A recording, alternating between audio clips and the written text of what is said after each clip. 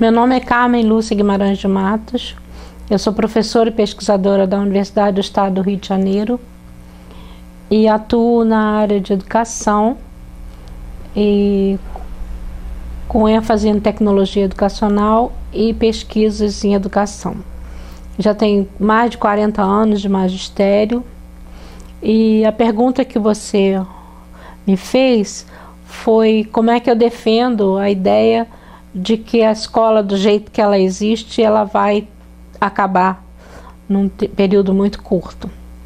Pode parecer uma maluquice falar que a escola vai acabar, mas o modelo de escolas que nós temos, ele já perdura por mais de um século e não tem mais espaço com o avanço tecnológico, com o avanço técnico, científico, que a gente continua com o mesmo modelo de escola que do século passado. Então é nesse sentido que eu estou falando que a escola vai acabar.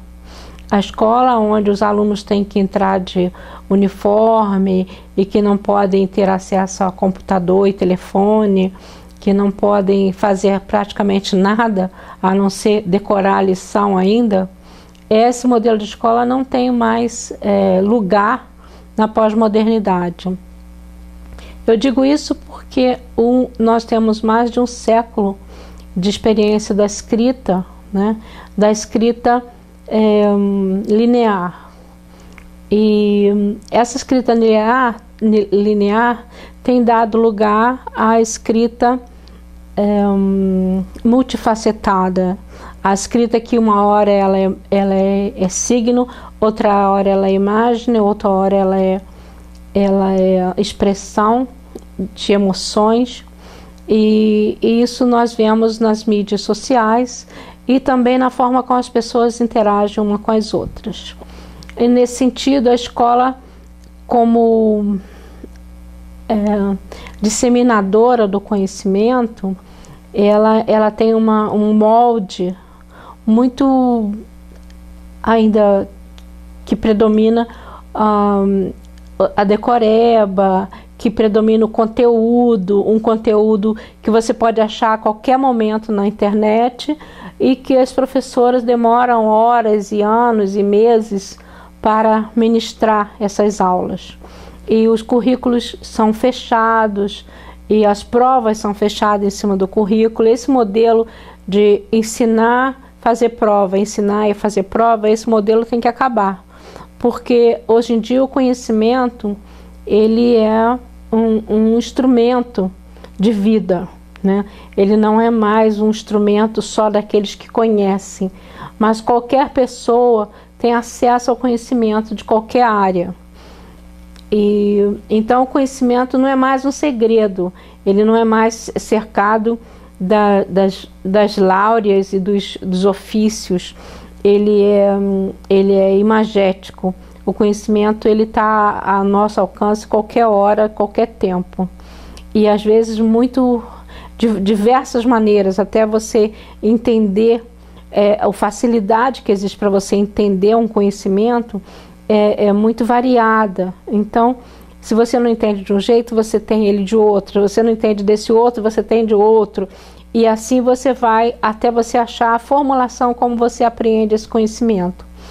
E a escola ainda se formula como uma caixa de Pandora, onde o conhecimento está enclausurado dentro dela. E esse tipo de modelo não tem mais suporte científico e nem suporte da prática.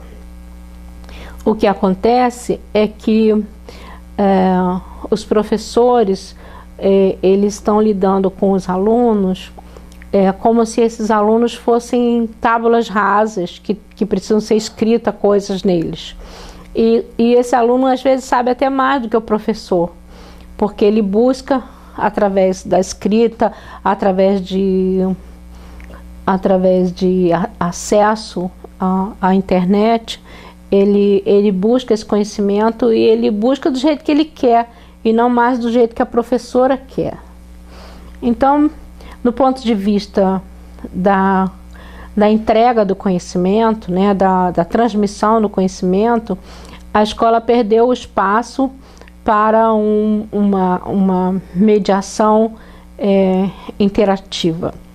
No ponto de vista emocional, a escola ainda funciona como uma construtora de um modelo identitário.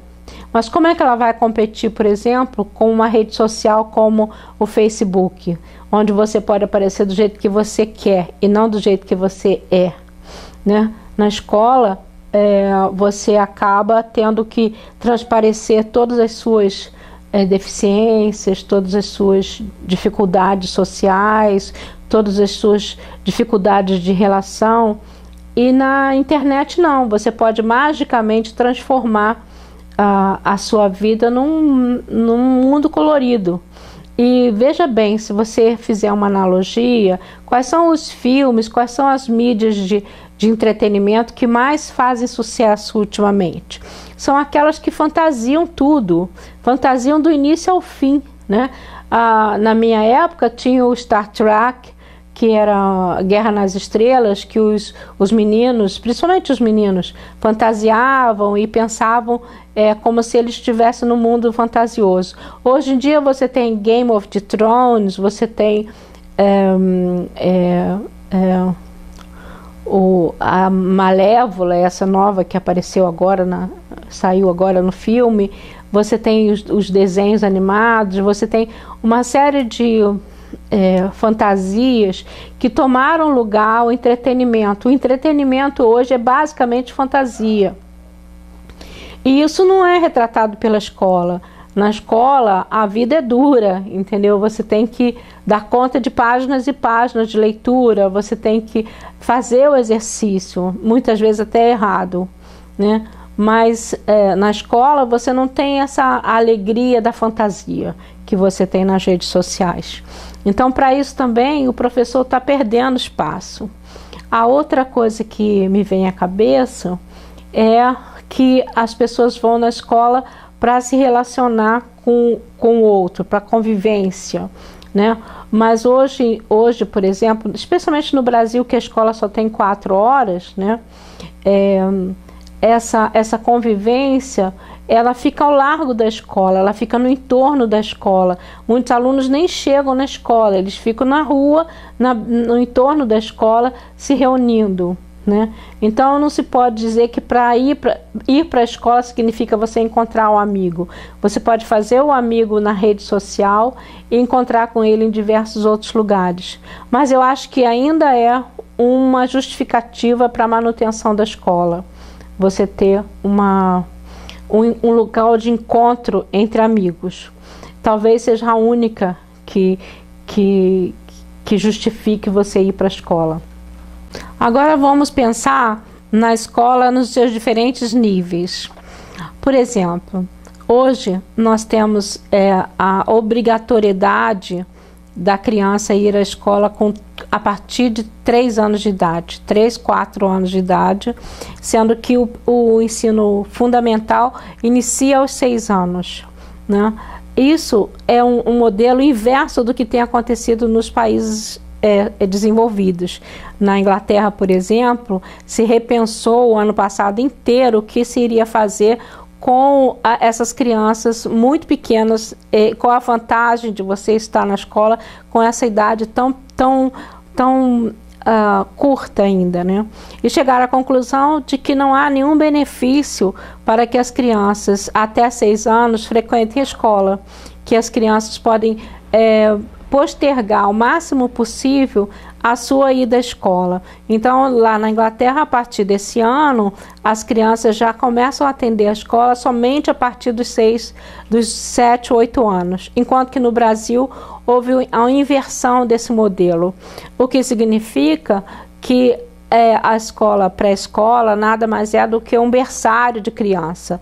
Vão se colocar as crianças lá e as crianças vão brincar, vão interagir, é claro, mas na mão, muitas vezes na mão de uma pessoa que é só uma tomadora de conta, não é nem professora, né? E isso faz com que a criança perca a a sua experimentação individual, a sua experiência de vida individual, o contato com a família, né? Muitas vezes as crianças ficam 8 horas na escola. O que se vê nos países desenvolvidos é cada vez mais os espaços de trabalho abrindo para que as crianças possam ficar mais perto das mães, ficar mais perto dos pais. Então, isso é uma inversão de valores que está ocorrendo no Brasil ultimamente. No ensino de primeiro ano até o 9º ano no Brasil, o que nós vemos é cada vez mais as crianças aprendendo menos e ficando mais tempo na escola para aprender menos, né? Então, isso é uma denúncia de que essa escola não está sendo eficaz, que essa escola não está sendo... não está cumprindo a sua tarefa. As crianças saem do ensino fundamental sem ter o conhecimento básico que se desejaria para ela passar para o ensino médio. Então, nós temos hoje, por exemplo, no Brasil, somente 12% de alunos no ensino médio e uma falta enorme de pessoas formadas a nível médio, que é o nível de trabalho mesmo, do exercício de uma profissão, de uma experimentação de uma profissão. Nós vemos uma avalanche de adolescente ou pré-adultos, né, que terminam já o ensino médio de idade muito avançada, sem saber o que vai fazer, porque o único espaço possível no Brasil é você ir para a universidade.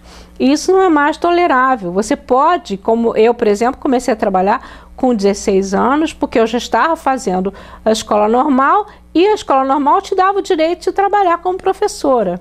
Então, eu com 16 anos já tinha uma profissão, enquanto que essas crianças saem do ensino médio sem profissão alguma. Então, essa inversão de valores que se vê na legislação brasileira é muito difícil de você manter por muito tempo. Então, os meus argumentos são muito claros, né?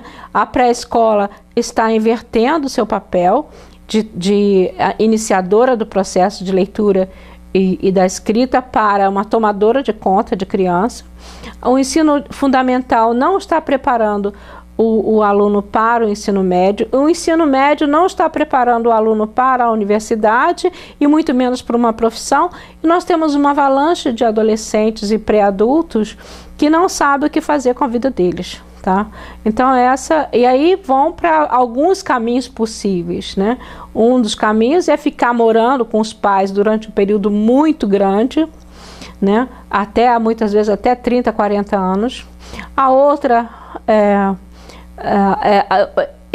quando podem, são sustentados pelas avós, pelas famílias, né? Ingressarem num trabalho que não estão satisfeitos, trabalharem em algum ofício que não tem uma remuneração que ele gostaria que tivesse, ou indo para o lado das drogas, que é o pior de tudo, né? Só na farra, na brincadeira, e isso é muito duro da gente ver, né? É muito duro da gente ver o adolescente, o pré-adulto hoje, que não sabe o que vai fazer da sua vida porque não foi iniciado profissionalmente durante o período escolar. Então, há uma necessidade premente de que as crianças que estão iniciando a sua vida adulta tenham uma orientação, e essa orientação não passa pela escola, porque a escola não está dando essa preparação, tá? Eu acho que, e no nível universitário, eu posso ir até mais. No nível universitário, você está vendo que as pessoas hoje estão retornando para fazer uma segunda universidade. Ele faz uma e consegue, aí faz outra, porque ele não quer perder. Ele não quer perder a ideia de que ele é estudante, porque é isso que ele fala quando ele sai na rua. O que você é? Eu sou estudante. Porque essa categoria de estudante dá um status, uma identidade para ele. Enquanto que, se ele não tem profissão, o que ele faz depois da faculdade? É vagabundo, não tem profissão. Tá? Ele é pedagogo, mas não trabalha na profissão. É psicólogo, mas não trabalha na profissão. É mecânico não, engenheiro, mas não trabalha com a profissão de engenharia. Então, além de nós termos um ínfimo número de pessoas que vão à universidade, essas pessoas saem da universidade também sem ter certeza se vão conseguir um posto de trabalho. E agora, muito mais do que nunca, no Brasil especialmente, a universidade passou a ser um local onde você tem um emprego, que é a bolsa universitária. As pessoas vivem de bolsa ultimamente. Eu tenho visto vários alunos meus que vivem de bolsa, alunos com 30 anos, que o salário deles é a bolsa universitária de pós-graduação, de mestrado, de doutorado e assim vai. Eu acho isso uma perda de capital humano muito grande e uma fuga de cérebro mesmo no Brasil, no sentido que essas pessoas, quando vão lá para fora, elas são tidas como criativas, são pessoas produtivas, e aqui no Brasil elas não encontram o que fazer. Tá? Eu acho que esse é um outro ponto com relação ao ensino universitário. É uma pena que a gente esteja desperdiçando uma série de cabeças de pessoas mal formadas e que não sabem ainda como vão conduzir a sua vida. E é por esses inúmeros fatores que eu afirmo que esse modelo de escola que existe hoje, ele vai ter muito pouco espaço na pós-modernidade, e provavelmente com mais de 50 anos ele se evapora. É isso que eu tenho para dizer.